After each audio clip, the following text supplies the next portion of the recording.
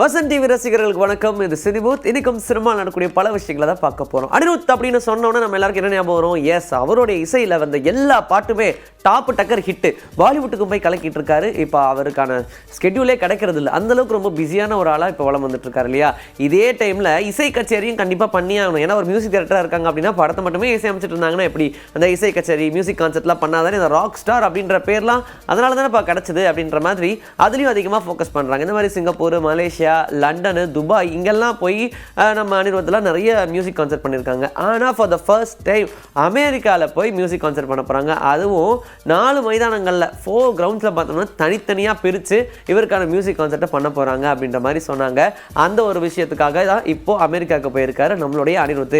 போனவர் எப்படி சும்மாலாம் கிடையாது. ஏர்போர்ட்டில் இறங்கினதும் பயங்கரமாக டான்ஸ் ஆடி அவருடைய பாட்டுக்கு அப்படியே வரவேற்றிருக்காங்க. இந்த ஒரு விஷயத்துக்கு முன்னாடி நடந்ததே கிடையாதுங்க. ஃபார் த ஃபர்ஸ்ட் டைம் நடக்குது அப்படின்றனால அனிருத் ரொம்ப ஸ்பெஷலாகவே அமெரிக்காவில் வரவேற்றிருக்காங்கப்பா அப்படின்ற மாதிரி இப்போ சினிமா வட்டாரமே பேசி வந்துட்டு இருக்கு. அக்ஷய் குமாருக்கு என்னதான் ஆச்சுப்பா? ஏன்னா இப்போ தான் கேல் மெயின் அப்படின்ற ஒரு படம் நடித்தாங்க. அந்த படமும் பெருசாக ஓடலை. அந்த படமும் ஓடலைன்னா அப்போ அதுக்கு முன்னாடி இந்த 2.1 நடிச்சார் பாருங்க, அதுலேருந்தே அவருக்கு அப்படி தாங்க இருக்குது அப்படின்ற மாதிரி இது யோகலாம் கனெக்ட் பண்ண ஆரம்பிச்சிட்டாங்க. ஏன்னா அவருடைய நடிப்பில் வர படங்கள் எதுவுமே பெருசாக ஓட மாட்டேங்குது. ஏன் அப்படின்ற மாதிரி ஒரு டவுட்டு. முன்னாடியே வந்து டுவெல் ஹீரோ படம்லாம் வந்து பண்ணார். பட் அப்பயும் அந்த படம் ஒரு பெரிய சக்ஸஸ்லாம் கிடையாது. இருக்கும்போது என்னதான் ஆச்சு இவருக்கு? இவர் வந்து காமெடி சப்ஜெக்டை கையில் எடுத்தாலாவது அட்லீஸ்ட் நல்லா போகுமேப்பா அப்படின்ற மாதிரி எல்லாரும் ஃபீல் பண்ண ஆரம்பிச்சிட்டாங்க. இவர் நடிக்கிற படங்களில் முடிஞ்சளவுக்கு இவர் காமெடி படம் தான் பண்ணுவார். ஆனாலும் இவருடைய படங்கள் ஓட மாட்டேங்குது அப்படின்ற மாதிரி செம கன்ஃபியூஷன். சூரரை போட்டோடைய ரீமேக்கை நாங்கள் பண்ணுறோம்னு சொல்லி அதை பண்ணி அதுலேயும் வந்து சொதப்பல் ஆயிடுச்சு. அந்த படமும் பெருசாக ஓடவே கிடையாது. இப்படி இருக்கும்போது என்னதான் அக்ஷய் குமாருக்கு அப்படின்ற மாதிரி எல்லாரும் கொஸ்டின் மார்க் வைக்க ஆரம்பிச்சிட்டாங்க. பட் பரவாயில்ல, ஸ்கை ஃபோர்ஸ் அப்படின்ற அடுத்த படத்தை வச்சிருக்காரு. அந்த படத்துக்கு ஜிவி பிரகாஷ் தான் இசை அமைச்சிருக்காரு. இந்த படமும் ரிலீஸ்க்கு காத்திருக்கு. அட்லீஸ்ட் இந்த படமாவது மனத்தை காப்பாற்றுமா அப்படின்ற மாதிரி அக்ஷய் குமாருடைய ஃபேன்ஸ் எல்லாம் வெயிட் பண்ணிட்டு இருக்காங்களாம். மிஸ்டர் பச்சான் அப்படின்னு சொல்லி ரவி தேஜாவுடைய நடிப்பில் ஒரு படம் வந்துச்சுங்க. இந்த படம் வந்துச்சு எல்லாரும் இதை ட்ரோல் ஆக்கிட்டாங்க.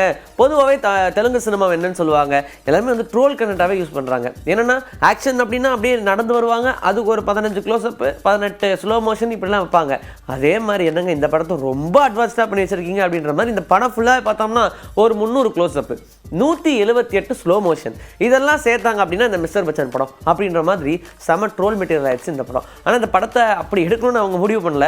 அவங்க டிசைட் பண்ணதோ வேற என்னமோ. ஆனால் இப்படி நடந்திருக்கு அப்படின்னா அது காரணம் என்ன? நிறைய ஆக்டர்ஸ் பார்த்தீங்க அப்படின்னா இந்த மாதிரி என்ன மாஸ்க் காட்டணும் நீங்கள் அப்படின்ற மாதிரி கதைக்குள்ளலாம் இன்வால்வ் ஆயிடுறாங்களாம். அதனாலே அனுமோ தெரியல படங்கள் நிறைய சொதப்ப ஆரம்பிச்சிருது.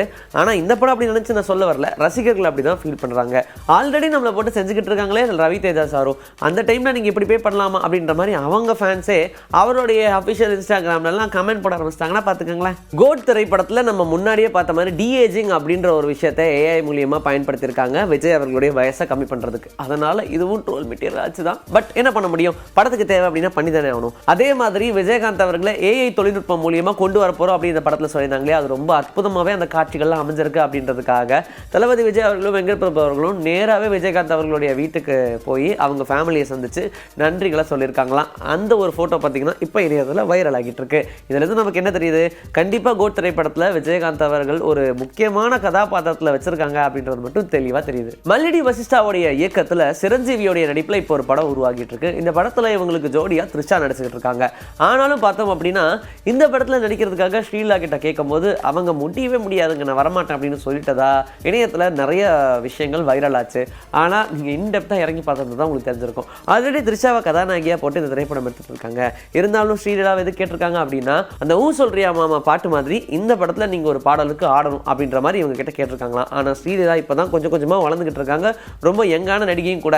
இந்த டைம்லேயே நம்ம இதில் கை வச்சிட்டோம் அப்படின்னா எங்கே நம்மளுடைய கெரியருக்கு பாதிப்பு வந்துருமோ அப்படின்றதுனால மட்டுமே அந்த பாடலில் ஆட முடியாதுங்க அப்படின்ற மாதிரி சொல்லியிருக்காங்க. பட் எல்லாரும் எப்படி போர்ட்ரே பண்ண ஆரம்பிச்சிட்டாங்க, இவங்க சிரஞ்சீவி அவர்களுடைய படத்துலேயும் நடிக்க மாட்டேன்னு சொல்லிட்டாங்க அப்படின்லாம் போர்ட்ரே பண்ண ஆரம்பிச்சிட்டாங்க. பட் அது கிடையவே கிடையாது, இதுதான் நடந்தது அப்படின்ற விஷயத்த இப்போ ரொம்ப ஓப்பனாகவே தெலுங்கு இண்டஸ்ட்ரியிலேருந்து ட்ரஸ்டபிள் பர்சன் கிட்ட இருந்து நமக்கு தகவல் வந்திருக்கு. ஸோ இதுலேருந்து நமக்கு என்ன தெரியுதுன்னா பட்டுன்னு எதை பார்த்து முடிவெடுத்துறாதீங்க. இன்னைக்கு நம்மளுடைய சினிமத்தில் சினிமா பற்றின பல விஷயங்களை பார்த்தாச்சு. இதே மாதிரி அடுத்த எபிசோட் உங்களை நான் வந்து சந்திக்கிறேன். And this is bye from Vijayasri. Take care.